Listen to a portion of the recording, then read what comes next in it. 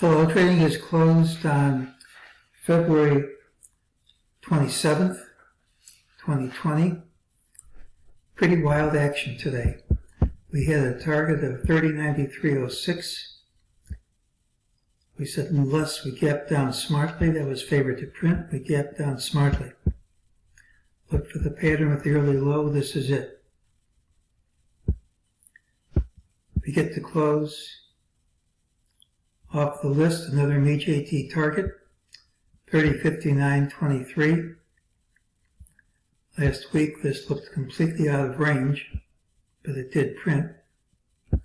These numbers look out of range, and I think at one time they'll print, but it doesn't have to be anytime soon. This target here, 29.6512, actually printed in futures after hours. And when I was developing the system 17 and a half years ago, I used to think when all these old targets fell on the same day,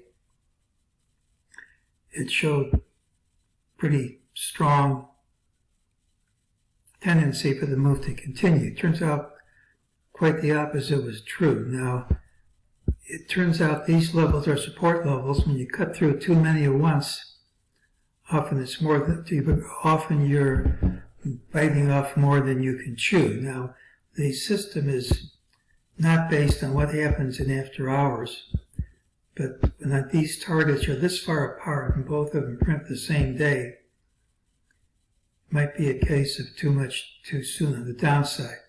Now, the other side of the coin is this tends to be a pattern which rallies into the close. When that doesn't happen, you should see lower prices, so that's very negative. We already have seen lower prices in the after hours, and if this wall into the close is really a false move, and here's a big if it's shown to be a false move by gapping over the high of the consolidation that precedes it,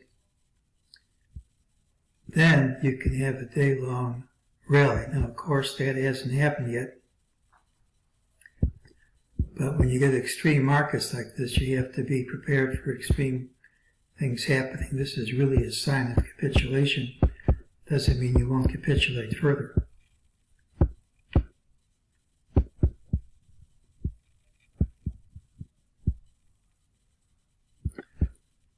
Well, we've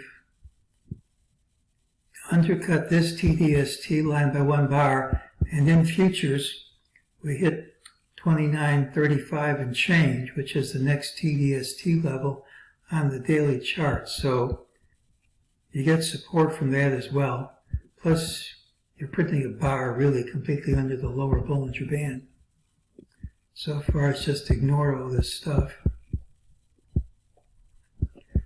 This was the number I didn't want to see print, but when you undercut the TDST line so quickly, in less than a bar, it really tells you much lower prices are coming, and this DeMark combo sell signal on the weekly chart is the real thing, and we're going much, much lower.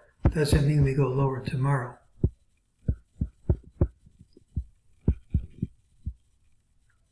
This is a monthly chart.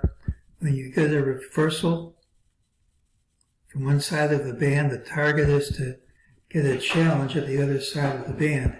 Here we have a reversal bar when the upper band's flat, targets a challenge at the lower band. Now the lower band is moving. Right now it's in the 25.50s to give you an inclination of how far away the downside target is. MEJT said this move is false, here's your target, but if we gap down, doesn't mean anything. But if we don't gap down, this will almost always print tomorrow.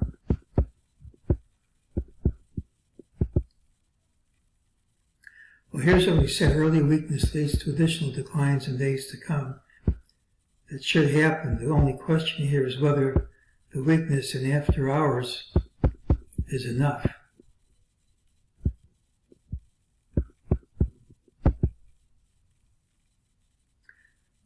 Well, we said the market tends to have a volume spike in E-mini at lows, and until you get a day where the volume drops, you don't know if that's the high of the spike. But certainly it's the highest one so far, and we're printing a bar completely under the lower Bollinger Band. If you get a reversal from here, you can certainly justify it.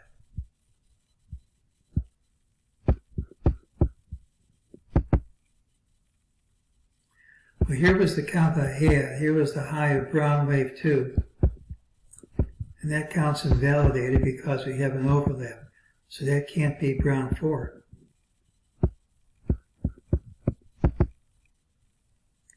Count I have now is that's brown 4. And that's 5 waves up of the 5th wave of the 11-year-long bull market.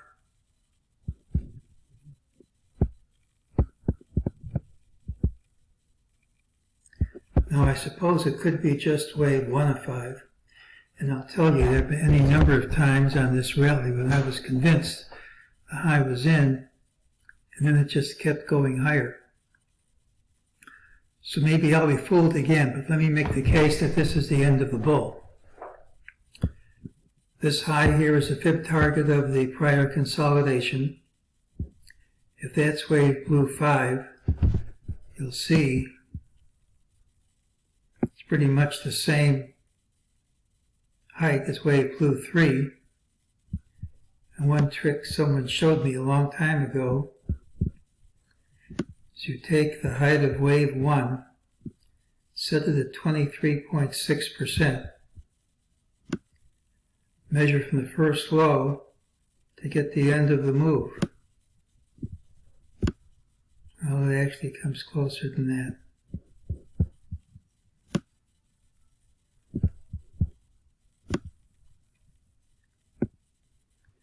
So by that method, that's the end of wave 5, and the 11-year bull market is over.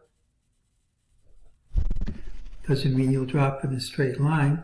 The question is, if that's the right call, how low do we drop? Well, Tom DeMark's method,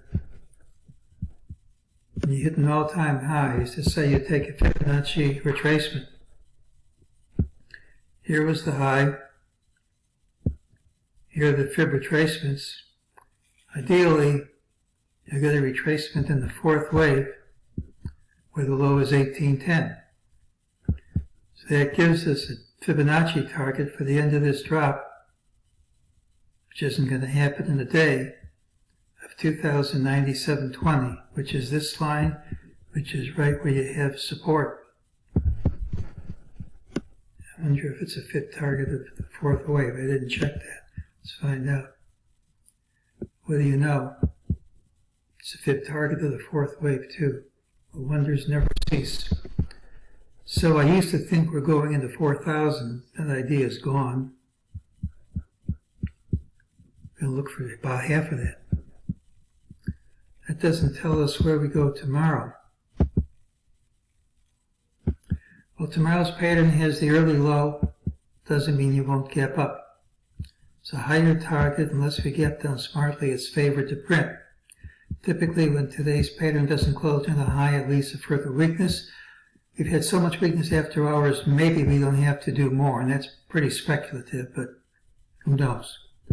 We have high volume, a wall until the close, undercutting of 2 long-standing targets which are far apart, tends to offer support, and TDST support. All would justify a strong rally at this point, but if it's going to work, the ideal situation is to open tomorrow by gapping up sharply, and if we don't, I just forget the idea. Such a gap ideally should clear the consolidation in the penultimate hour of trading, which would show this last drop as a false move, and if that were to happen, you're talking about 30-50, quite a gap. If that happens, it should lead to a day-long rally. And if we don't get it, you're kind of taking a chance. But if we go open by gapping down smartly instead, that idea is killed. So we have the early load tomorrow. This looks like capitulation, but if it is, you really should gap up smartly and preferably over this high. Looks like a tall order, but so did dropping this much this soon. You never know. And if we do that, here's my target.